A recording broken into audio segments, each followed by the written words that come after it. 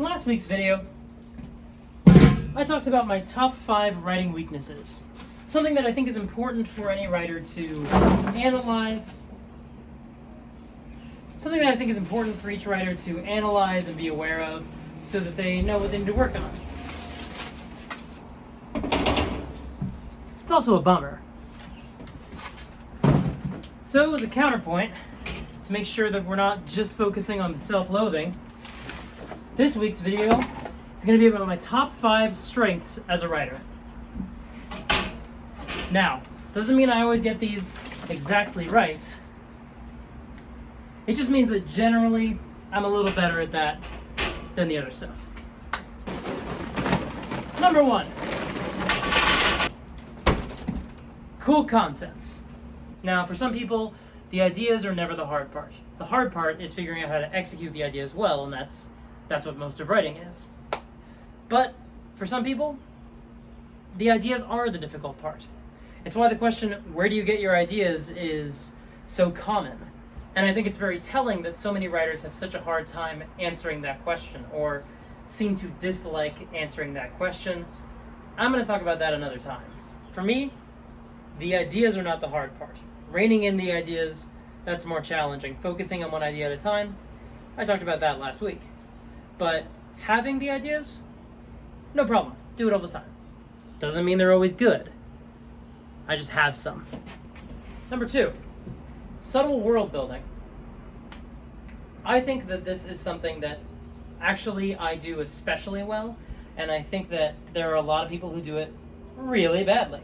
I've always been inspired by writers like Austin Grossman. His novel, Soon I Will Be Invincible, does a fantastic job at world building between the lines, giving us a lot of information in little details. And I think I'm pretty good at that as well.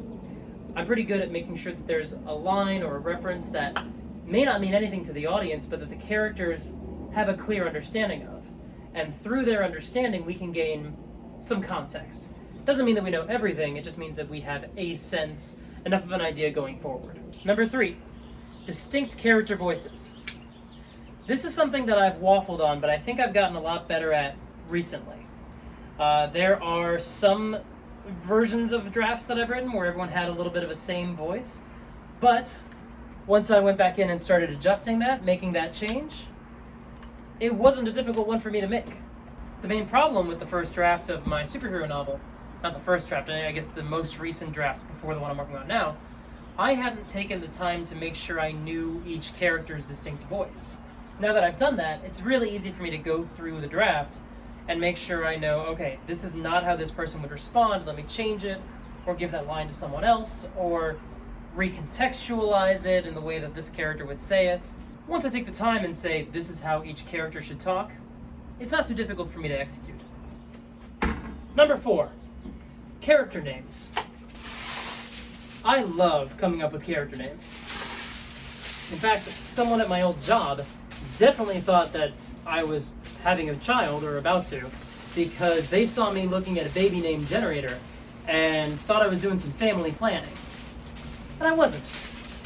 In truth, baby name generators are a fantastic way to find good names for your characters, because you can search by a number of ways. You can search by culture, and you can try to find out what's most popular or common in that region. You can search by meaning, which is something I love to do.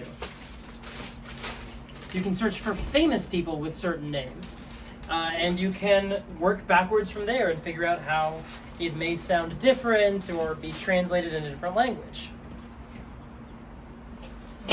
Once I've figured out what the character should be and what role they fill in the story, I don't have that much difficulty figuring out what that character's name should be. Maybe it takes a little longer for some characters, but once I have their name and I've figured it out, I almost never have to go back and change it. And the number 1 thing that I am best at when writing, I don't know if I did these in the right order. Did I go 5 to 1 or 1 to 5? I don't know. Endings. Endings are hard. And man, I get it. In truth, for a lot of people, the endings are the hardest part.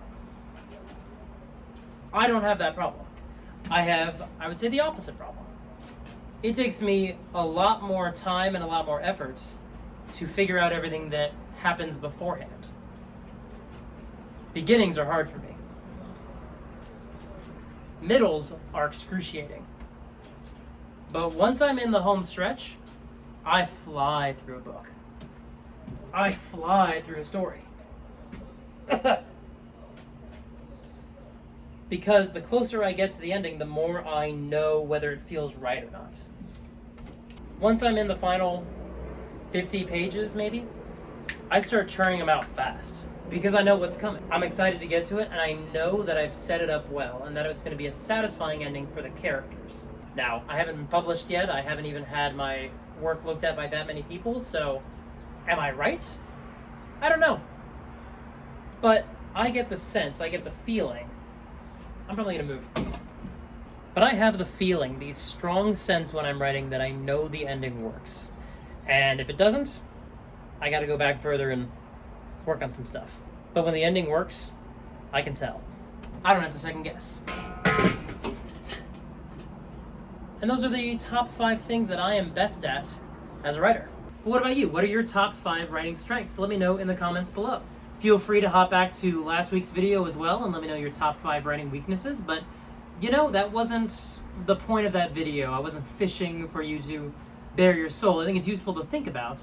But this week, I definitely want you to sound off and, you know, it's time for some self-affirmation. Start thinking positively. What are your top 5 writing strengths? If you like the video, there's a thumbs up button, and that is how I know the thing is true about you and this video. If you like the video and want more of them, subscribe. If you want to know right away, bell.